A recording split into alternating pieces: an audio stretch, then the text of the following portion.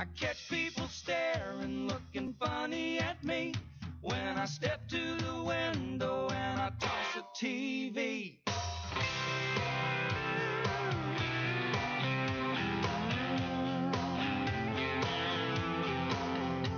Sometimes I get crazy and it makes a big scene, but when I hit 21, I want to stand up and scream. I'm filthy rich with laughter, I'm too big for the room. You can go from 2 stories up, a zenith makes a big boom. It's hard to get around in a 6-foot town when you're 10 feet tall. Everything is so small. I'm always bumping my head, I'm way too long for the bed. Yeah, it's hard to get around in a 6-foot town.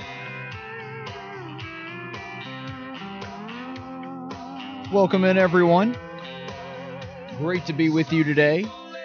Day after Election Day. Really big day for us here at News Radio 1440 and newsradio1440.com. I'm Caleb Colquitt. As always, great to be in with you for another episode of Tactics, and we're going to talk about the tactics that worked, the tactics that didn't, all the fallout from the election. And I'm also going to do something that I don't usually do on here. I'm actually going to start national and work my way local, but there's a good reason for that. There's some strategy in that today. There was a tactic involved, if you will, for that. So here's what we're going to do. I'm going to go ahead and jump into some of the national conversation, the national debate that we saw going on, and we're going to kind of work our way back to local because I think both are important, but the truth is I think the national implications are far more impactful just because when it came to the state, not a lot that was unexpected happened. It was mostly business as usual, mostly Republicans winning. There were very few people that even changed offices. Most of our incumbents wound up getting another term. And so we're going to go national first, and then we're going to work our way back and talk about what that says and what that means for the state of Alabama.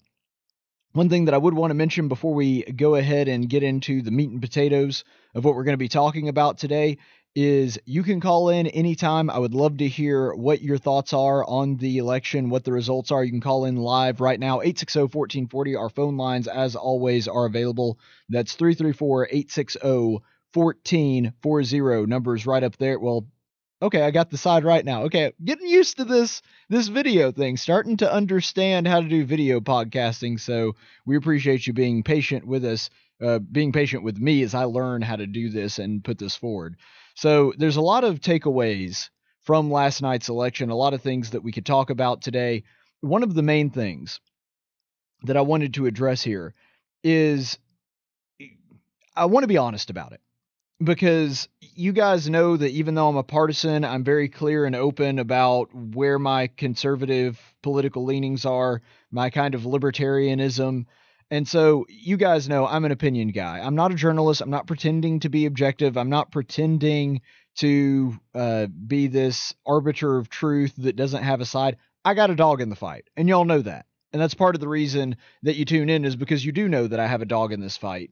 And that's where my perspective comes from. However, I'm going to be as objective as humanly possible, at least for me, and try to be honest about what exactly the implications for this particular election were. So based on my understanding of it, based on me as trying to look as objectively as possible as an outsider looking in, I think that what happened last night on the national stage is it proves that a couple of things. Primarily that the blue wave was not nearly what they were predicting. Now, Republicans took pretty big losses, and that cannot be understated enough, that it was not a good night for Republicans. They still lost the House, and they lost the House by a fairly decent margin. Not a massive margin, but a fairly decent margin.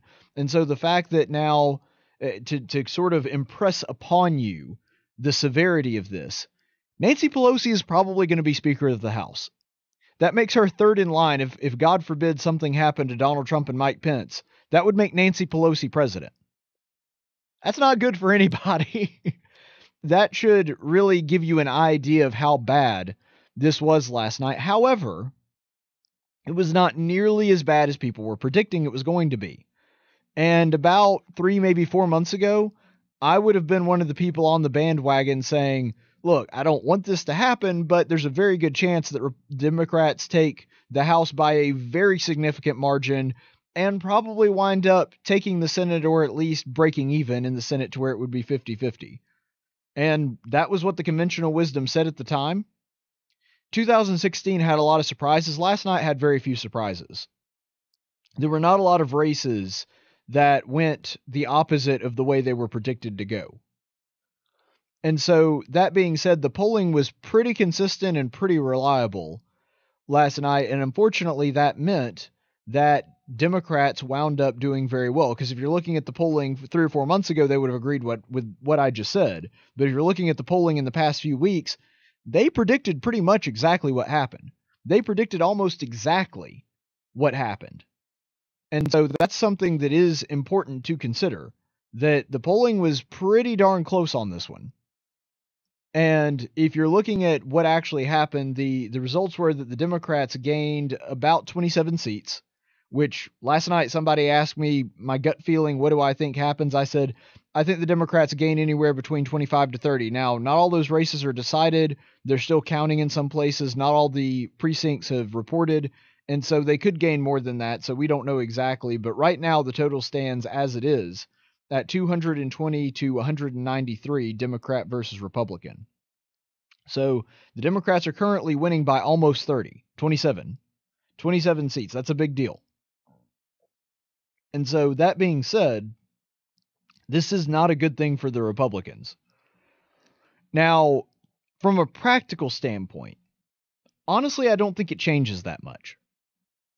And the reason that I say that is because the House Republicans have done virtually nothing with their power. They did get the tax cuts through, which were good, not substantial. I mean, a 2% cut across the board for everybody is not that big a deal. About the 20% cut on corporate taxes, that is a big deal, and that did really help. But you do that, and then you also weigh it against the fact that tariffs have started to tear into that economic growth to a degree that even though we're absolutely destroying it in the jobs market, which is good. I mean, we have the lowest unemployment in years, record low unemployment.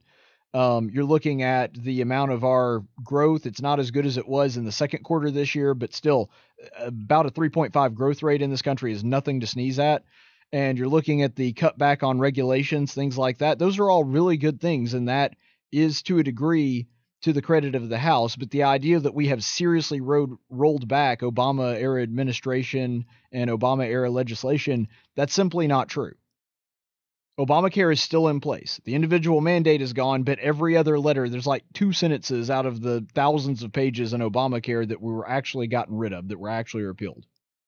Which, by the way, is also funny that in the last few days, the Democrats made this big pitch, and their big final thing, this big issue that they tried to push them across the finish line, was healthcare. And what's funny about that is they were saying, oh, there's so many problems with healthcare. You idiots do realize that the healthcare system right now is Obamacare. They only repealed, like I said, about 2 sentences of that entire bill. And so the idea that Obamacare was done away with, that's not true. And so their big pitch was, there's so many problems. It's severely wrong. Our healthcare, there's so many things in it. Our system is so broken. You guys made the healthcare system we're in now. Democrats are the ones that set those policies in place. And so if you're complaining about the healthcare system as it stands right now today, you are complaining about a system that was created and enforced by Democrats. That to me was just hilarious. That was their big push that they were talking about in the last few days about our healthcare. That's the thing that we really want to emphasize because there's so many things that are wrong with it. You do realize what you're trying to do is saying, while Democrats were in power, we set up this system and it's failing miserably. So we would like you to put us back in power. I mean, that would be like, let's say you're the star quarterback on a football team and you throw 4 interceptions. And so coach takes you out of the game, and a quarter later you say to the coach, you got to let me back in. You got to let me play. Well, why? Well, look at us. We're 3 touchdowns down. And he says, yeah, but you threw 3 pick sixes. So you're complaining about a problem that you created. And you're trying to use that as the leverage. You're using that as the reason to argue that you should be put back in charge again. That doesn't make any sense. So the whole thing was just really humorous from that perspective, that the Democrats were begging people to put them back in power, and their primary motivation for that was to fix a system that we broke. It really was illogical, but I mean, apparently it did work for them because, like I said, they gained 27 seats in the House. And so you can't say that it wasn't effective, because apparently there were enough people that were dumb enough to forget that this system that's only been in place and been fully implemented since 2014 was, put together by the Democrats. And so evidently the pitch worked, whatever it was. And one thing that's significant about that as well is that there was this idea by a lot of people that were big Trump supporters, Trump loyalists, the people that I call the Trumpets, not the people that voted for Trump as a whole, but the people that are absolutely like Trump is the center of their universe and he's their guy. And that's their politician, the person that they want to pin all their hopes and dreams on, which is, I think, actually a fairly small amount of the GOP. But nonetheless, the people that were absolute Trump loyalists were bragging about how Wisconsin and Michigan are now going to be Republican strongholds because Trump brought them into the fold and made them into Republican states. That was completely disproven last night. Michigan and Wisconsin went overwhelmingly blue in their governor races, in their House races. And so really what that proved is that while there's been some encouraging numbers on conservatism, you've got a conservative rock star like Scott Walker that wound up losing his governor seat last night, which is unfortunate because Scott Walker's really good. One of the very few people that I consider an actual constitutional conservative in the GOP. But nonetheless, so that's what you're looking at right now. It did kind of disprove that theory that now the Rust Belt is going to be a stronghold for Republicans. Maybe it could still be someday, but the point is it ain't there yet. If that is eventually what's going to happen, it's certainly not there yet, and there's certainly work to be done in that particular area. So another thing that's really interesting to look at the implications of this election as a whole is that by and large, socialism lost. And don't get me wrong, the Democrats being in power in the House is not a good thing. But if you're looking at the candidates on the Democrat side that won versus the ones that lost, unless you're talking about somewhere that is just uber liberal, like the district, for example, that Alexandria Ocasio-Cortez won, unless you're looking at a district that is just super deep blue and they'd vote for anybody that's not a Republican, by and large, the candidates that went the more traditional route wound up winning. The candidates that wound up going for the more moderate, let's embrace some free market ideas candidates, those guys did much better than the ones that were talking about democratic socialism.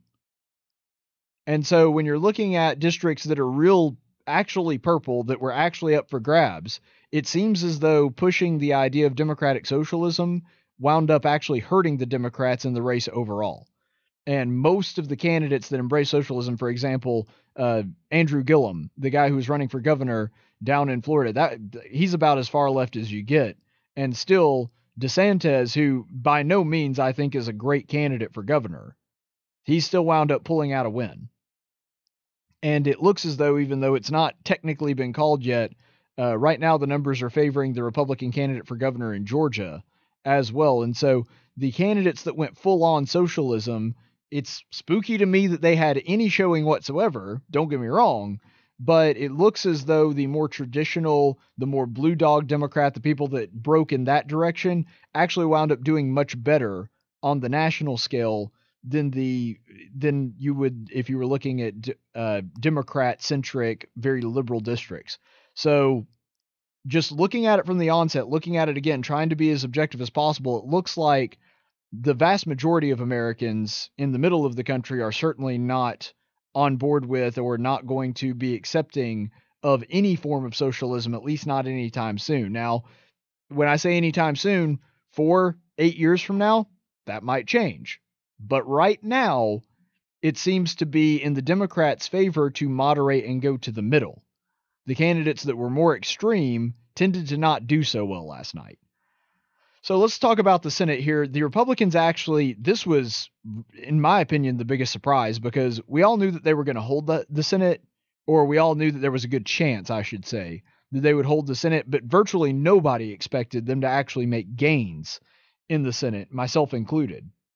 But Republicans have gained 2 seats. Now, they did lose a seat, so they actually gained 3 seats and then lost one that was Republican previously, but a net gain of 2. So Republicans have gained seats. Right now it stands 51-45, and you're like, hey, Caleb, that doesn't add up to 100. I know it doesn't. There's 4 races that are still up for grabs, that are still kind of a toss-up at this point, and we'll report on those as soon as we find them out. We did lose 1 Senate seat in Nevada, and so that was a little bit strange that Nevada wound up going blue, which that was kind of unexpected, but it's Nevada. Nevada's always been weird. It's one of the few truly purple states where you can flip a coin and basically try to predict Nevada. So in Nevada, we did lose 1, and this really goes back to in my opinion, the biggest takeaway of the whole thing, which is the biggest winner of last night was Majority Leader Mitch McConnell. Mitch McConnell, Cocaine Mitch was by far the biggest winner last night. And the reason that Cocaine Mitch was so thrilled, just did a line of cocaine and then came out and was talking. Look, this was the best possible scenario for Mitch McConnell. And the reason is because he has a stronger majority in the Senate. He gets to keep his job. And now he has a Democrat House that he can blame. I said this 2 or 3 days ago, I think. Mitch McConnell is on his knees praying that the Democrats take the House, because then he has somebody to blame. He has a villain in the room. That's where he shines. You remember that Cocaine Mitch was the whiner in chief when it came to not having a majority in the Senate and saying, well, you only have 1/2 of one branch of government. And Mitch McConnell, that's who he is. He's the guy is great at making excuses. The guy is phenomenal at making excuses. And now he has a built-in excuse. Now he can say, well, we can't do anything. The Democrats keep sending us bad bills. What do you want us to do? And so really, broken government that is in inaction, which, by the way, is not a completely bad thing, but that's a subject for another day. Essentially not being able to get bills through and being able to do virtually nothing while being able to blame doing nothing on the other side and the other guys, that is Mitch McConnell's dream come true.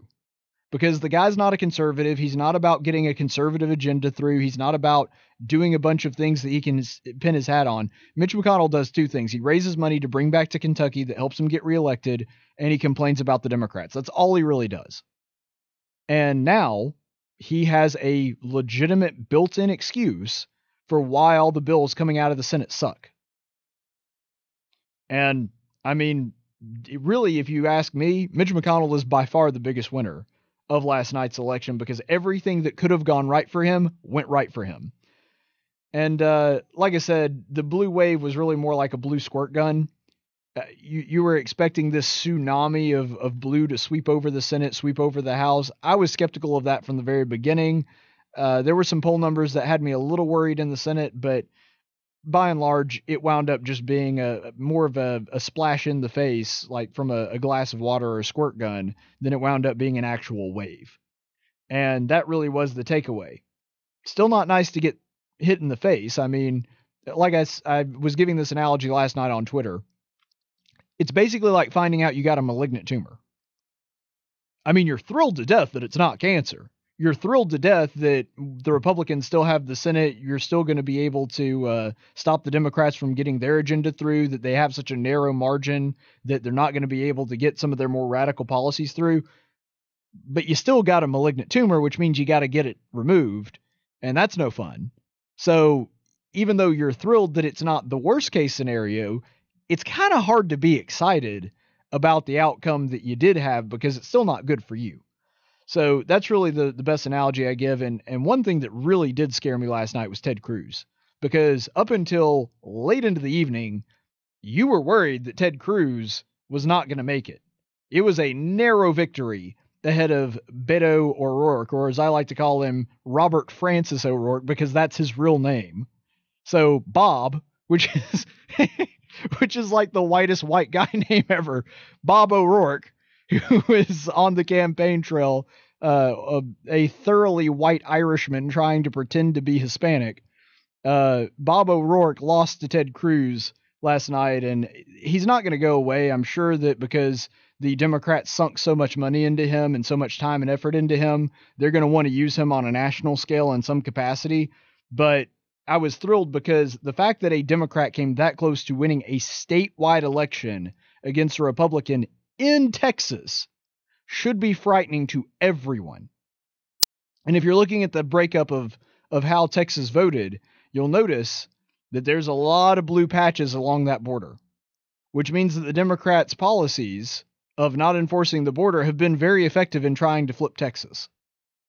Because it's the people that are coming in, anchor babies, people that are voting in that way that are moving towards a blue Texas.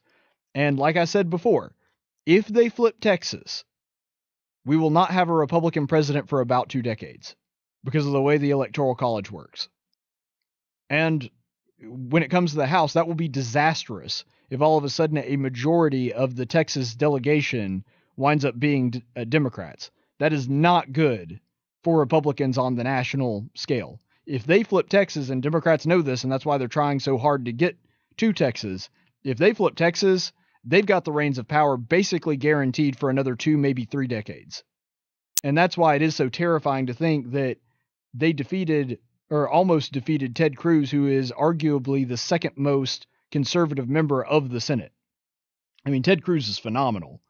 And I think a lot of that had to do with the fact that people in his own party, and when I say people, I mean Donald Trump, were trying to excoriate him, trying to make him out to be a liar. And there were, I'm sure, a lot of Trump people that either didn't vote for Ted Cruz or wound up doing something else. And that's part of the reason, not the only reason, but that is part of the reason that it came very close in the night that Beto O'Rourke came within an eyelash of beating him. And that should be terrifying to everybody that actually cares about the Constitution, that cares about conservatism. Although I will say this, one thing that I think is a big help that is a good talking point, I guess, to bring out of this is that Democrats have been complaining and whining for years, especially since the Citizens United Supreme Court case, that people can just buy elections. You're buying the election, you're spending all this money and you're just buying the election, and people can buy elections, and that's how elections are decided. Whoever spent more wins. Well, I mean, usually that is true. But if there was ever a case study of how you cannot buy an election, Ted Cruz winning last night was the epitome of that. Because the Democrats spent $70 million on Bob O'Rourke's campaign. $70 million. That is the most any Senate candidate has ever spent on a campaign in history. And he lost. And the truth is, ironically, Donald Trump is also kind of a smash in the face to that theory. And the reason that he is because Donald Trump spent virtually no money on his campaign and just destroyed Hillary Clinton. At least if you're looking at it from the Electoral College standpoint, which is the only score that matters. If you're looking at Donald Trump's campaign and thinking, well, you know, you got to look at it from the standpoint that money just buys elections. Look, Beto O'Rourke got millions of dollars in free advertising from the national media, from media there in Texas. All the media was behind him. And then he also got $70 million to spend on campaign ads and campaign events and everything else. And the dude still lost.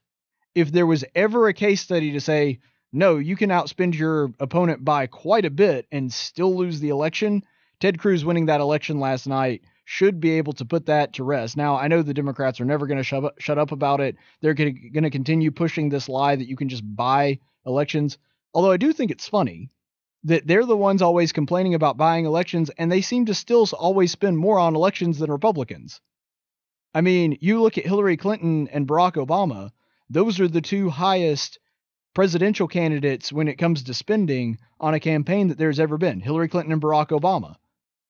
Now, of course, the difference is Barack Obama won and Hillary Clinton lost, but the thing is, it's hilarious to watch the Democrats complain about people buying elections when, if you're looking at it from that standpoint, the highest campaign, the highest amount of money ever spent on a Senate campaign was Beto O'Rourke, and the highest ever spent on a presidential campaign was Hillary Clinton. So it is really kind of humorous to see them complain about money in politics, considering they run a lot of the money in politics. They act as though they don't. But a couple of other things that I noticed: the senators that voted against Brett Kavanaugh in his confirmation were the ones that lost. Joe Manchin in West Virginia wound up winning.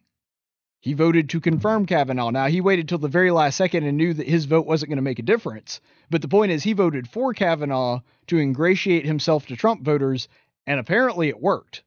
Because even despite West Virginia being as red as it is, Joe Manchin is still the senator from West Virginia. Heidi Heitkamp, on the other hand, from North Dakota, she voted against Kavanaugh and wound up losing. And so the senators that voted for Kavanaugh wound up winning their races. And that also is a cautionary tale. Democrats lost their freaking minds over that whole thing, threw the idea of presumption of innocence completely out the window. And to moderate voters, people in the middle that were watching this and didn't have a real strong feelings about it one way or the other, they were looking at the Democrats and thinking, these people are crazy. And if you look at it in retrospect, just from looking at it strictly from a political standpoint, the Kavanaugh hearings were a disaster for Democrats. In fact, there probably would have been a legitimate blue wave had it not been for Kavanaugh. That's when the polls started turning against the Democrats in the generic ballot. So Kavanaugh and the circus that it was, as insane and frustrating as it was, it actually wound up helping Republicans to a great degree in this election. And finally, this is another thing that I just had to mention. Marsha Blackburn from Tennessee wound up winning her Senate race by a pretty significant amount. So Marsha Blackburn is now the reason for the teardrops on Taylor Swift's guitar. Because you all know that Taylor Swift launched a campaign against Marsha Blackburn. She was talking about how terrible she was, and which is hilarious that she was talking about Marsha Blackburn being a sexist and being against women's rights when she was supporting an old white dude that was running against Marsha Blackburn, which is what the Democrats always fuss at Republicans for doing. But anyway, you notice that Marsha Blackburn didn't come out and say, well, the only reason anyone would ever vote against me was because they're sexist, which is exactly what Hillary Clinton said, which really does show the difference in Republicans and Democrats. Democrats, if you don't like them, it can't be because their policies suck. It can't be because you have ideological differences. It must be because you have something against their race, their sex, their sexual orientation, any of those things. I mean, I remember anybody that criticized Barack Obama, it had to be because they hated black people, even if you were black. So it really was just humorous. T Swift, the first endeavor that she has, the first undertaking in the political realm, she goes against Marsha Blackburn hard and fast and winds up losing anyway. So that was pretty hilarious.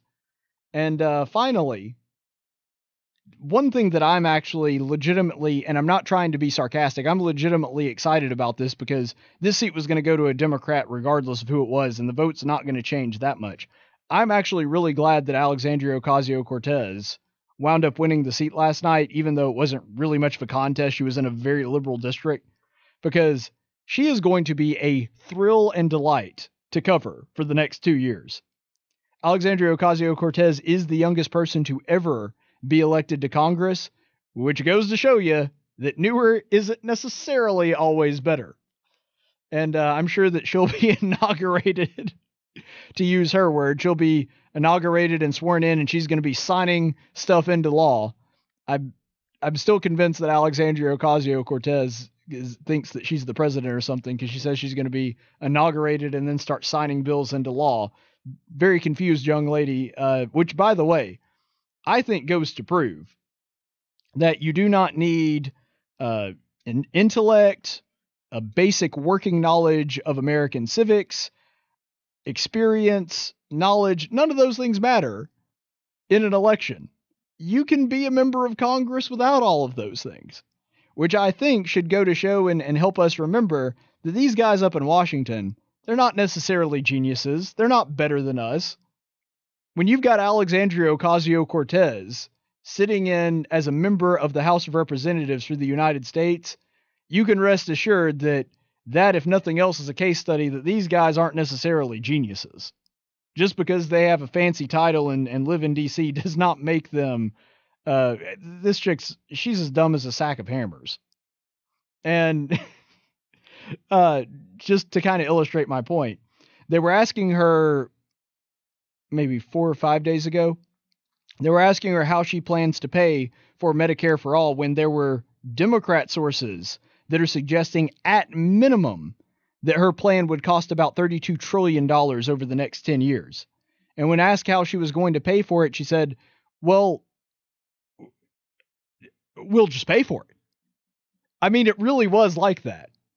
She said she said, well, when the rent goes down, you just pay for it. Well, you still have to get that rent money from somewhere, even if the rent goes down, which government taking control of a sector of the economy has never made costs go down at any point in human history. And that's not just exclusive to America, that's anywhere. Show me the industry that the government took over that costs went down and services went up. You can't do it. It's impossible. Even in healthcare services that actually work pretty well, like Switzerland, where they do have a single-payer healthcare system, guess what? They pay through the nose for it. I mean, they pay a ton of money for their healthcare, and it's a good system. But it costs a lot of money, a lot more than a private system would. And so what you're talking about here, what you're talking about bringing here, is, again, at minimum $32 million, and that's lowballing it. That's from a left-leaning source. And her answer to it is, well, we'll just pay for it. Well, that money has to come from somewhere, sweetheart. And I'm sorry, I know that you're young and cute and attractive, and you know all the buzzwords to say to get yourself elected in an uber liberal district of people that don't mind referring to themselves as socialists. But you wanting money to exist does not make it exist. You can't just make things cheaper. And so that is going to be really fun. We're going to go ahead and take a break here, and then I'm going to come back and give my breakdown of the local elections. Shouldn't take very long just because pretty much everything that we predicted happened and there's very little change. But we're going to talk about, because I do think there's some important implications for the state of Alabama, and that will be coming up in just a second when we come back.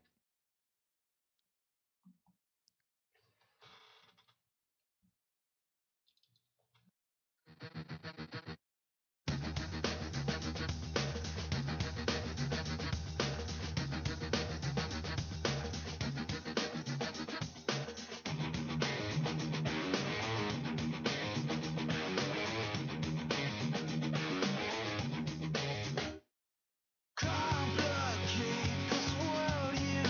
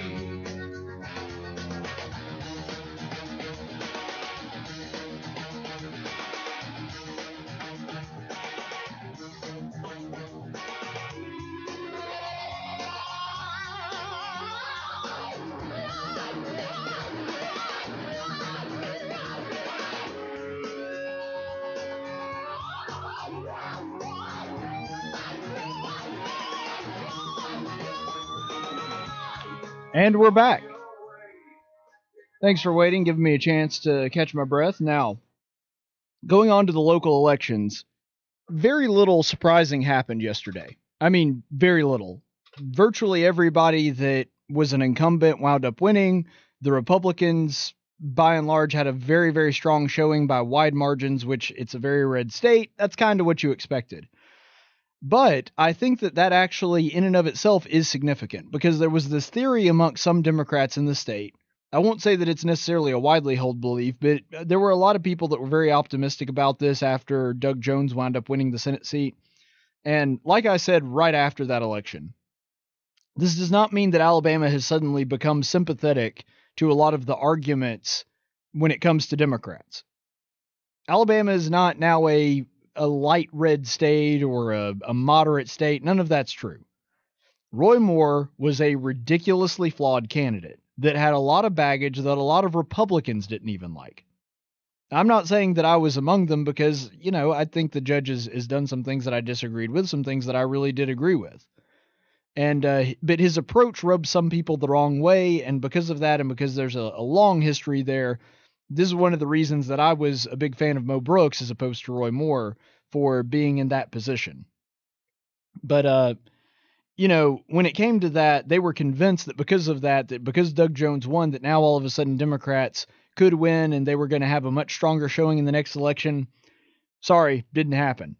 Now, actually, what may have taken place, and I think that there was at least an aspect of this, I don't know if it was necessarily a major contributing factor, but Doug Jones getting elected probably helped the Republicans in this election because Alabamians were looking at that and thinking, oh, whether or not I vote actually does matter. And so I think that motivated some people to get off their couches and actually go and vote. So there was virtually no turnover whatsoever when it came to new officers. John Merrill's still the Secretary of State. Kay Ivey is still the governor. We do have a new lieutenant governor in Will Ainsworth. We do have a new commissioner of agriculture in Rick Pate. And John McMillan, who used to be the commissioner of agriculture, is now our state treasurer. Jim Ziegler is still the auditor, which, big congratulations to Jim Ziegler. And I'm actually kind of surprised that John from Millbrook didn't call in just now to talk about Jim Ziegler. But 860-1440 if you do want to talk about that. And, just everything went basically as expected in the state of Alabama. There was very few surprises in last night's election. I can't actually even think of a surprise. But I do want to get to some of the politics. Governor Ivey's speech was kind of meh, but that's just that's the way Governor Ivey is. I'm not saying that because I'm trying to go after anything, but like I said before, Kay Ivey is very much a mixed bag. She does some things that I like, some things that I don't. The woman's not a brilliant speaker. She's not great at pushing her ideas and putting them forward, which is part of the reason she avoided debates like the plague while she was in the campaign. But, Governor Ivey's speech, and I voted for her. I'm glad she won. I was pulling for her. But she's not bombastic. She's not somebody that can rally the troops. That's just not who she is. She kind of does a don't rock the boat routine, which personally I find kind of annoying because it, I don't know, kind of clashes with my personality or something. But as far as policy goes, there's a lot of things that she's done that I think is really good. Her speech didn't have a lot of substance. She was just kind of a generic, all right, let's get Alabama working again. Thanks to everybody. So there was nothing wrong with it. It wasn't a bad speech. Didn't really blow me away, though.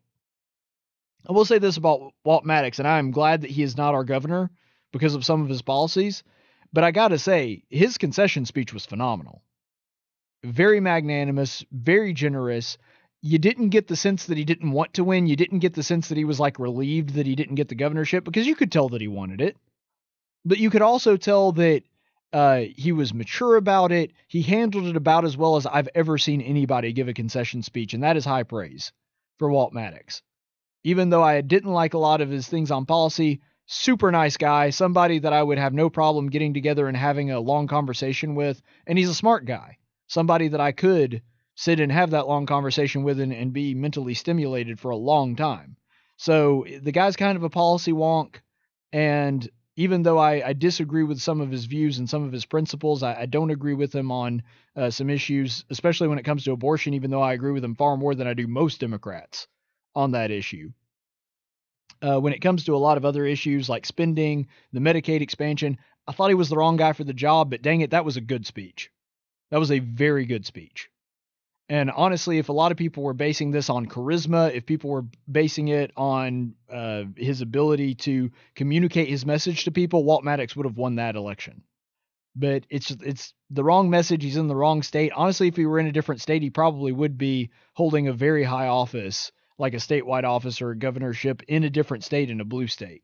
Because I think he's got the intellect for the job. I just think that, because of the way Alabama is, and I'm glad Alabama is this way, there wasn't a lot of chance that he was going to wind up winning that seat. So even though I'm glad Walt Maddox didn't win, I was pulling for Kay Ivey. You got to give the guy credit where credit is due. And speaking of concession speeches, one thing that struck me as weird, Martha Roby, who I've made no secret about my disdain for Martha Roby, can't stand her. I hate the fact that she's my representative in the House. But nonetheless, Martha Roby, good old F rating from Conservative Review, Martha Roby, she wound up winning. Yay. I mean, I didn't want Tabitha Eisner to win either, but there were just no good options in that race. Martha Roby is not a good option. She's not a conservative. She votes with the Democrats about half the time. So I don't know. It's whatever. I really didn't care what the outcome of that race is. The one thing that is funny is Martha Roby is just petrified of media. Last night, she didn't even have a watch party. She just issued a statement from her house, which you're watching the results with your family. That's fine. And she was very confident she was going to win. I get it. But at the same time, like, Martha, can you never speak to anybody about the job that you're doing up there? I mean, give an interview to someone. And she avoids talk radio like the plague because she knows we'll actually ask her tough questions. She won't come on with me. She won't come on with Kevin. She won't come on with Matt Murphy.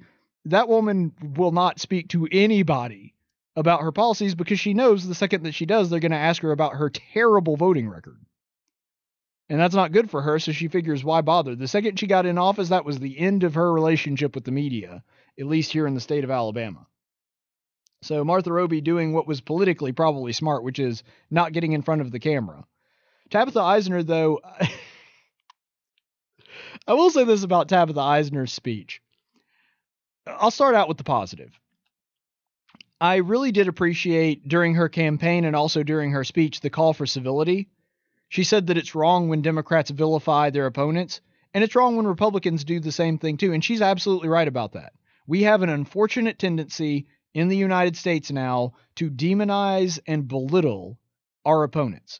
It's one thing to say you disagree with their ideas. It's another thing to say that they themselves are wicked and need to be stopped. Now, there are occasions where there are legitimately people with evil intent that I think you do have to bring that up.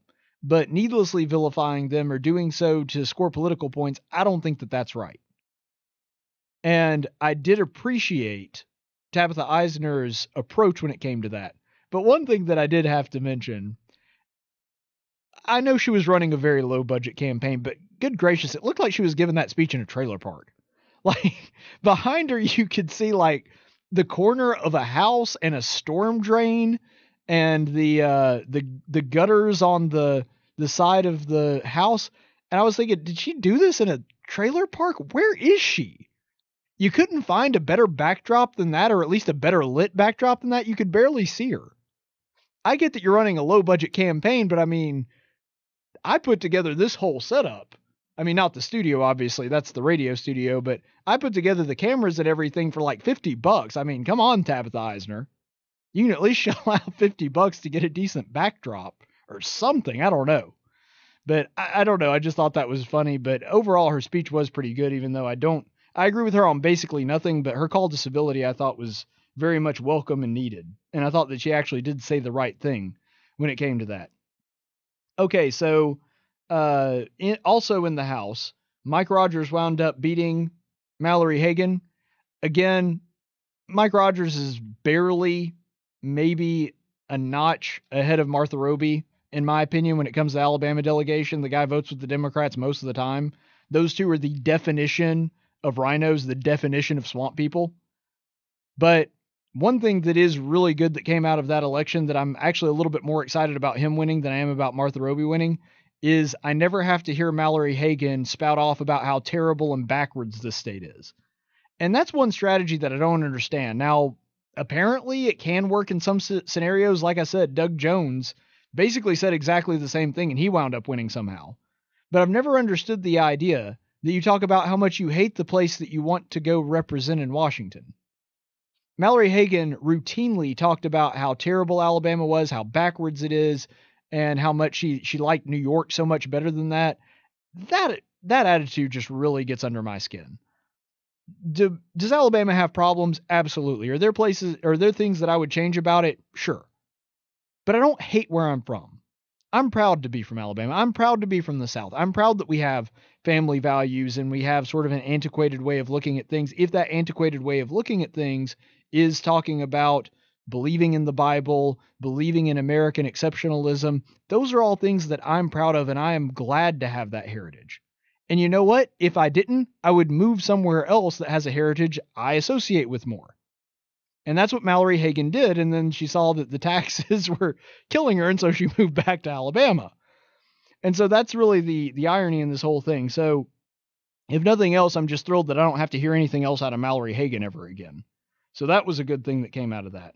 Congratulations to some of the others that won. Attorney General Marshall, that guy's been through just an awful ordeal with his family.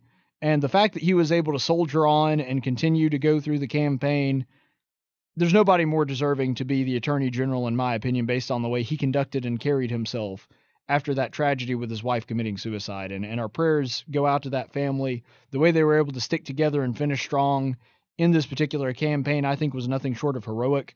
And so congratulations, Steve Marshall. You deserve it. We're all looking to you to do a good job in the Attorney General's office in the state of Alabama and wish you the best of luck. When it comes to Tom Parker is going to be our new Supreme Court Chief Justice. There's nobody more deserving than him. The judicial experience, the originalism, the textualism that comes out of that guy, I mean, it's unparalleled. He is as good as any of the Supreme Court justices that we have, and I do not say that lightly. In fact, I would have no problem with, and I would think it would be appropriate for Tom Parker to be a Supreme Court Supreme Court Justice on the U.S. Supreme Court, but very glad to have him at the helm, very glad to have him in the most powerful position in the Supreme Court of the state of Alabama, and looking forward to him continuing to give good opinions and to be able to lead the court in that way. So congratulations to Justice Parker on that. And finally, before we go on to our daily dose of stupid, all 4 amendments passed. This was something that really wasn't much of a surprise. For whatever reason, in the state of Alabama, it seems like nobody ever wants to vote against any of our constitutional amendments. And, well, the last time I remember us voting against an amendment, one had to do with taxes, the other one had to do with the lottery. So, and that was a long time ago. That was before I could even vote because I didn't participate in those elections. I'm only 29 years old.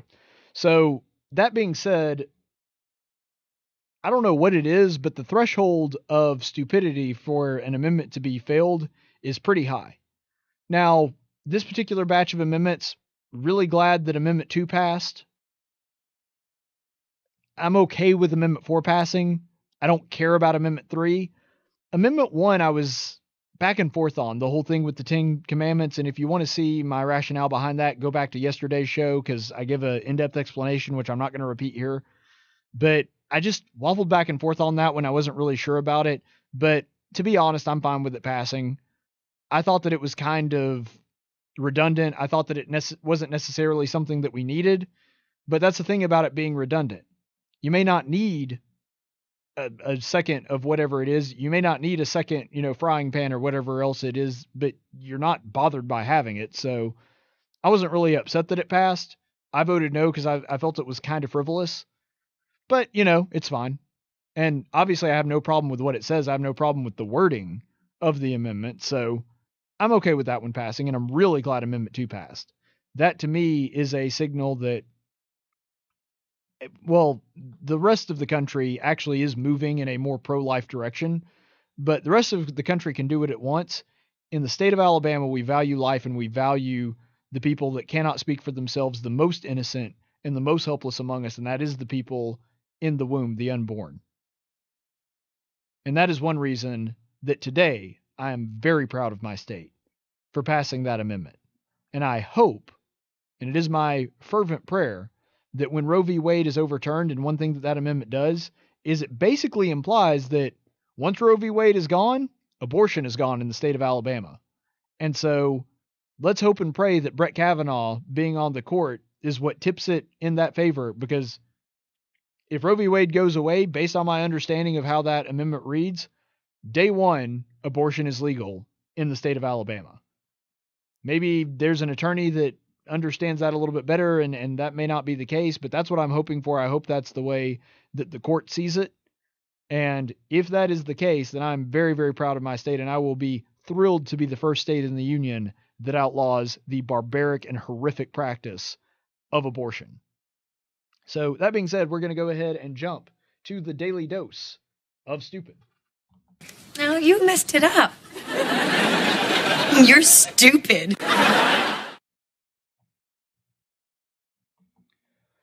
All right, so the daily dose of stupid today, Van Jones, which had I the daily dose of stupid before just a few days ago, probably would have been the subject of quite a few daily doses of stupid. But Van Jones, just by any stretch of the imagination, is a pretty terrible human being. He's a self-proclaimed communist, and he's waffled back and forth on whether he's really a communist or not. But out of all the people in Barack Obama's cabinet, I consider him to be one of the absolute worst. And that's setting the bar incredibly low. Last night he made a comment that did make my blood boil just a little bit, talking about dog whistles and how racist the president is and how he was upset, and it was, according to him, heartbreaking that we didn't have the big blue wave that he was hoping for. And what he said was, we were hoping that the antibodies would kick in and that would basically reset the country and move it away from Donald Trump. Because again, Van Jones is incapable of seeing anything except through the lens of racism and Donald Trump. And so he conflates even those two things. But to suggest, because I understand people being upset when an election doesn't go their way, that I get. But to suggest that the antibodies were supposed to kick in implies what? That the people that supported the president and supported his agenda are a disease. They are a blight. They are a plague on this country. That is what Van Jones is suggesting by choosing those words. And you can talk about Donald Trump being divisive all you want, and goodness knows he is. I'm not saying that he's not divisive. You can talk about Donald Trump being divisive all you want, but when you are referring to roughly half the country as a disease that you are hoping the antibodies kick in and destroy, because that's what antibodies do when an infection enters the body, you can't preach to other people about being divisive. When you view other people, when you view roughly, like I said, half the country as something that needs to be gotten rid of, you're the one that's divisive. And that really is one of the dumbest comments that I've heard. He says the antibodies against hate. Again, if you're the one that's suggesting that half the country is a disease that needs to be kicked out, you're the one that is engaged in hate. And that is the height of irony when it comes to Van Jones the other night giving his commentary on CNN. Look, I didn't vote for the president. I don't support a lot of the things that the president has done. He and I see differently on a lot of issues, including, to a limited extent, some on international trade. I don't like the way that he uses his language. I don't like the way that he just trolls people for no reason. I don't like the way that he treats people. I don't like, him from a moral standpoint, some of the things in his past. But nonetheless, I do not, because of those things, assume that every single person that did vote for him or did support him is a disease that needs to be gotten rid of. And when you're doing that, you are practicing hate. You are assuming the absolute worst in people. And especially coming from somebody like Van Jones, that in his mind, the only reason, and he said this, the only reason that anybody could have voted against Barack Obama was because they hate black people. Then you are the one that has a prejudice. You are the one that is assuming the worst possible scenario in a large chunk of the country, a large plurality of the American people. And that's why when it comes to Van Jones, I've got no use for the guy because that's somebody whose mind cannot be changed. I'd like to believe that he could. And, as a Christian, I believe that anybody can change through the power of Jesus Christ, but that is someone who, at least the attitude that he has now, is not willing to listen or even consider the other side. And that's the reason that I say that Van Jones is absolutely every evil, wicked thing that he claims is the problem in Trump's base. Everything that he complains about judging people based on their skin tone, not saying that they do it, I'm saying that that's what he accuses them of. Van Jones does all of those things, and that's why he is the subject of our daily dose of stupid. So let's go ahead and move on to something far more uplifting. Let's go to the Chaplain's Report. In 1775, the Continental Congress created the Chaplain Corps. Under the command of General George Washington, each soldier was required to attend worship service every Sunday. While other armies advanced on their feet, Washington's troops advanced on their knees. It's time for the Chaplain's Report with Caleb Colquitt on tactics.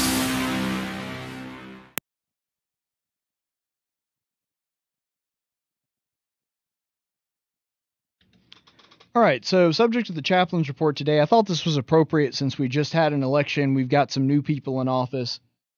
If you go to Romans 13, verses 1 and 2, and really this whole, I guess it's the first 7, maybe 8 verses in this chapter, are a really great commentary by the Apostle Paul on how we're supposed to deal with earthly powers.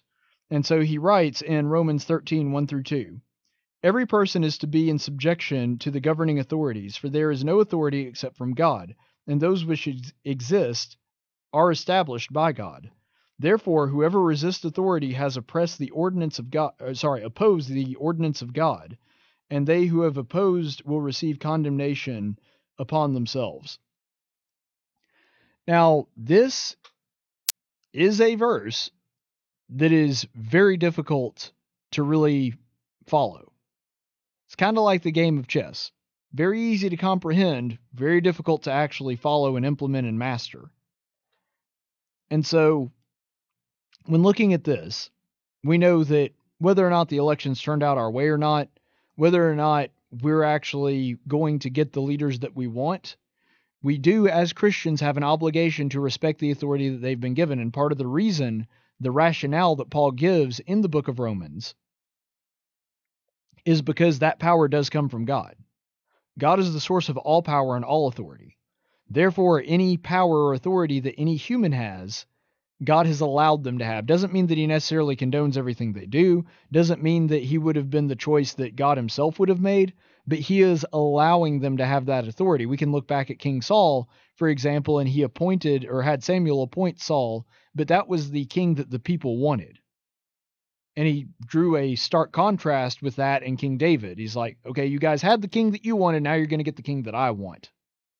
But nonetheless, looking back at Paul's rationale and his argument, he's saying that if all authority comes from God, then we have to respect that authority even if we don't like the powers to be. Now, obviously, if that comes in conflict with God's will, like it does in Acts 4 with John and Peter saying that, you guys have worldly authority, but God's authority tells us we have to do this, so we have to answer to him first. Obviously, when there is a conflict between worldly authority and spiritual authority, you go with God's authority on that. But what it's saying is, even when we don't like it, even when there are leaders that God wouldn't necessarily approve of the things that they're doing, we do have an obligation to subject ourselves to their authority because it is an authority that is granted to them by God. And this is something that is not that uncommon or foreign to people that would have had a Jewish background. Because if you're looking all through the Old Testament, there were quite a few times, where God would utilize a worldly authority, even when they were bad people, to accomplish his will.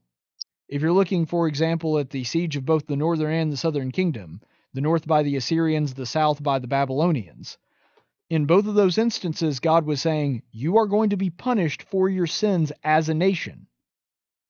Now, did that mean that everything the Assyrians and the Babylonians did were good and they were the good guys? No, absolutely not. In fact, the Bible is very clear on that. When talking to King Nebuchadnezzar, God essentially says, look, I've given you the ability to conquer all these places, but do not think that that means that you and I that everything that you do is endorsed by me. And so just because people have authority, just because God uses people in certain ways to have his will accomplished, does not mean he's condoning everything he does. But the point is, their authority does ultimately come from him. And if we are defying their authority needlessly, if we are ignoring the authority that God has granted them, I'm just telling you what the scripture says. It says if we do so, we are endangering our own souls and we are condemning ourselves because we are acting in opposition to authority that is granted by God. So we have an obligation to be good citizens and to do the best that we can to live in peace with all men. Which, by the way, it says just a few verses earlier in that same book, that we have to be peaceful citizens that are upstanding, that people can respect. And because God has granted them authority, even if we don't understand it at the time, we also have an obligation to subject ourselves to the worldly authority that they have given, but always with the idea that the reason that we are subjecting ourselves is because ultimately the primary authority that we always answer to, without any question about whether or not that authority is the true authority, is indeed the authority of God. Stay the course, friends.